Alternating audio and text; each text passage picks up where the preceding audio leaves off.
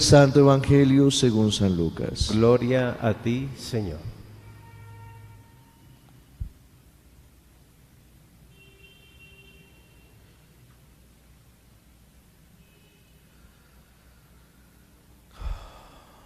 En aquel tiempo, al salir Jesús de la sinagoga, entró en la casa de Simón. La suegra de Simón estaba con fiebre muy alta y le rogaron por ella.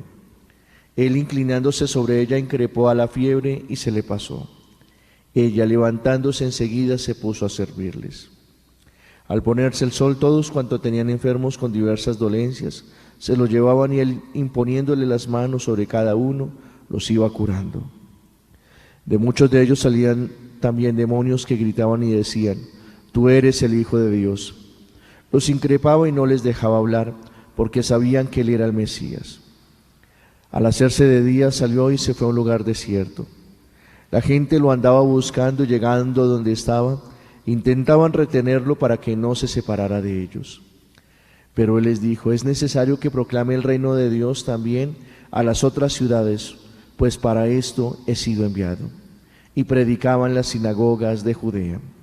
Palabra del Señor. Gloria a ti, Señor Jesús. Y nos lleva a entender el poder.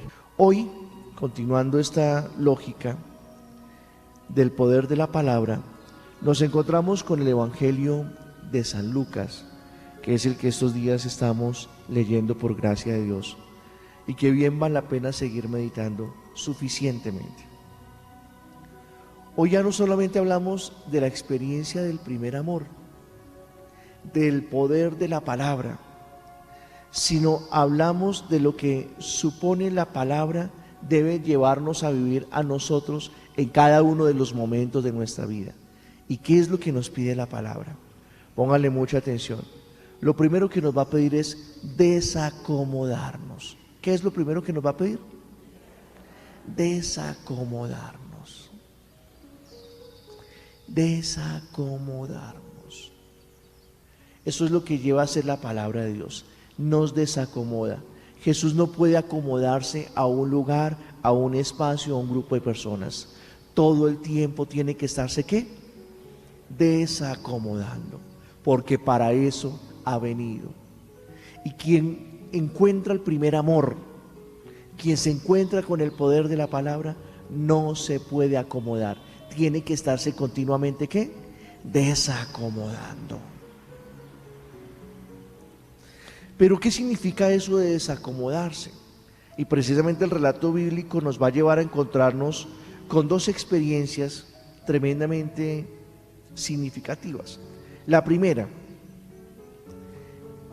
la casa. ¿La qué? La casa. ¿Por qué es necesario desacomodarse? La primera experiencia es la de la casa, porque nuestra casa necesita reencontrarse con la vida. ¿Con qué? Con la vida.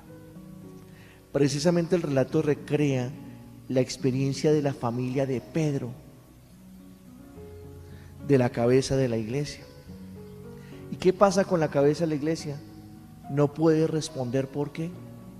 Porque su suegra está enferma. Está muy delicada de salud.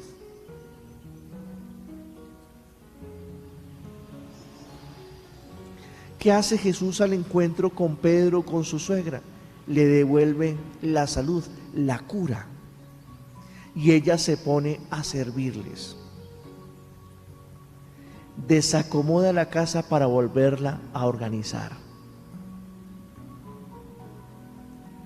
Yo no sé si ustedes alcanzan a imaginar lo que significa que Dios toque una casa y toque una familia. Al principio puede llegar a uno de los miembros y eso incomoda. ¿Eso qué es lo que pasa?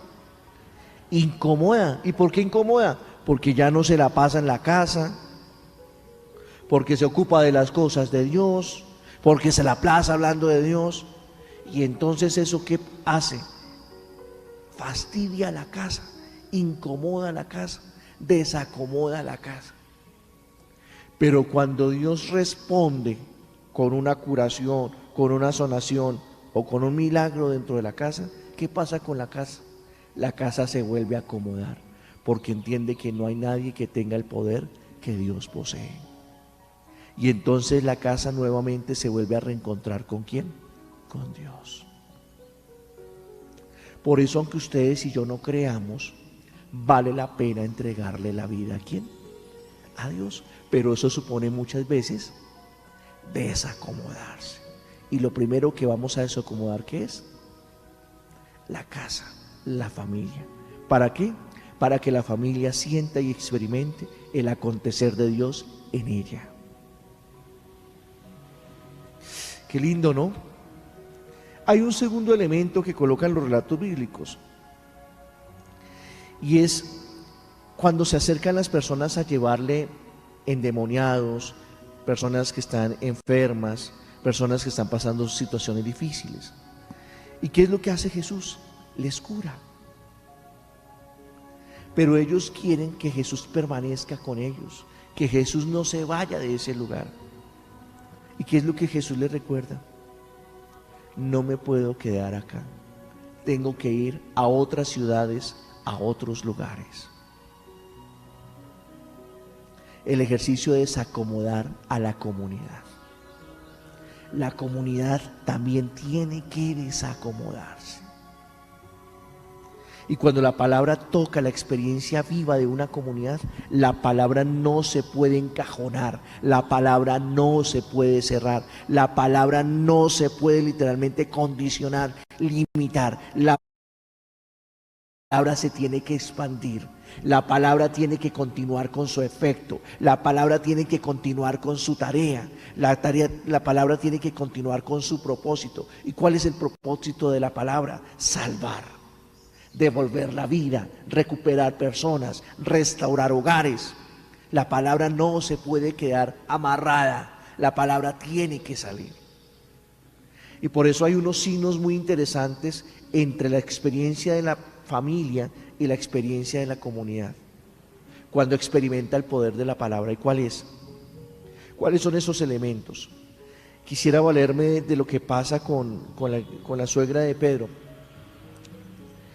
Él inclinándose sobre ella, vean los signos, se inclina sobre ella, increpa la fiebre, se le pasa. Ella levantándose enseguida se pone a servirles. Se inclina sobre ella, increpa la fiebre y se le pasa. Los increpaba y no les dejaba hablar porque sabían que él era el Mesías. ¿Sí ven lo que hace el relato? Se inclina sobre ellos. Ustedes imagínense lo que nosotros hacemos en la misa. Cuando ustedes y yo nos arrodillamos y nos colocamos ante la presencia de Dios, ¿qué es lo que Dios hace? Se inclina. Por eso, si ustedes se dan cuenta, en el momento de la Eucaristía, el sacerdote, después de que se inclina y hace la oración de bendición, se inclina sobre ellos. Eso tiene su sentido. ¿Y para qué? Para increpar la fiebre, para increpar los males, para liberarlos. Eso sucede en la misa. Los increpaba y no les dejaba hablar porque sabían que él era el Mesías. ¿Y dónde lo hace? En la misa. ¿Pero las personas lo entienden? No. Porque muchas veces, ¿qué pasa? No van a misa.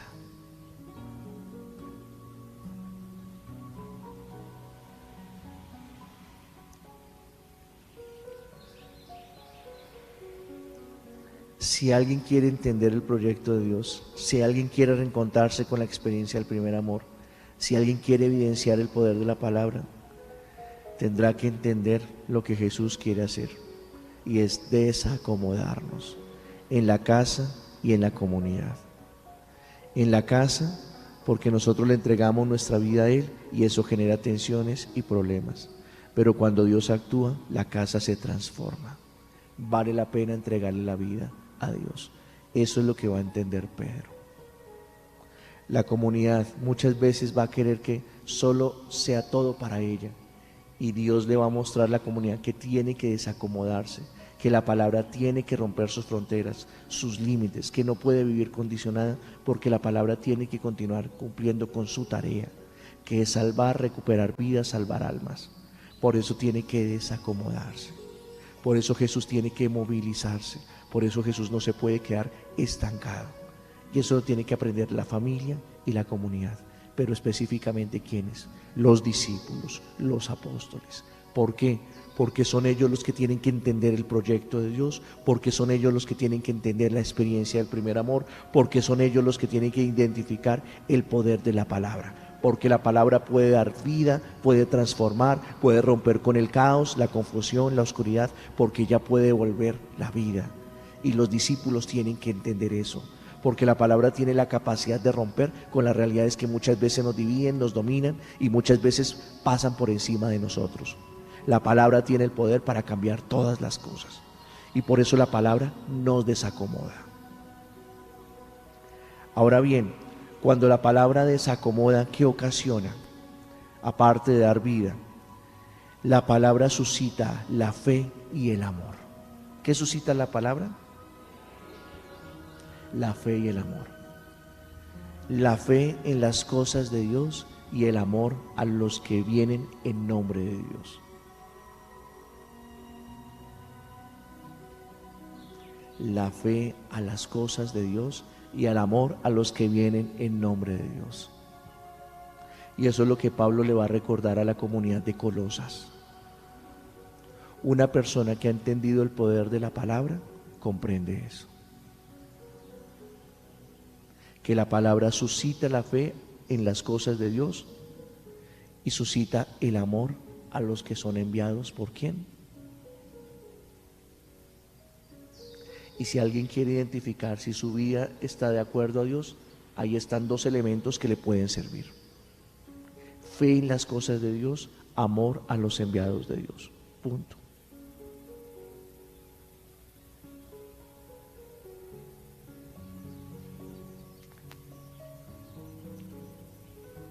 Yo creo que con eso es suficiente.